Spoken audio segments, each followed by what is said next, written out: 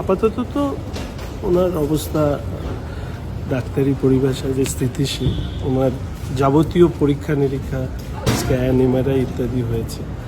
তবে যেহেতু বয়সটা একটু বেশি, ফলে স্বাভাবিকভাবে যে কোনো মানুষেরই এক্ষেত্রে একটা চিন্তার জায়গা থেকে থাকে। আর দেখা করলাম এবং সাথে মাননীয় মুখ্যমন্ত্রী তিনি আমাকে নির্দেশ দিয়েছিলেন যে আমি যেন গিয়ে দেখা করে ওনার শারীরিক অবস্থার খবর নিই।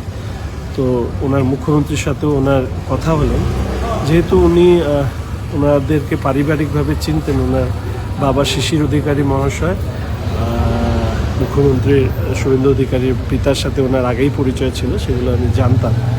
তো উনি বাবারও কথা জিজ্ঞেস করলেন। মুখ্যমন্ত্রী ওনার শারীরিক বিষয়ে খোঁজ নিলেন এবং আগামীতে যখনই তিনি আসবেন, হয়তো এর মধ্যেই একদিন আসবেন, তো উনি তখন ওনার সাথে দেখা করার ইচ্ছা প্রকাশ করেন।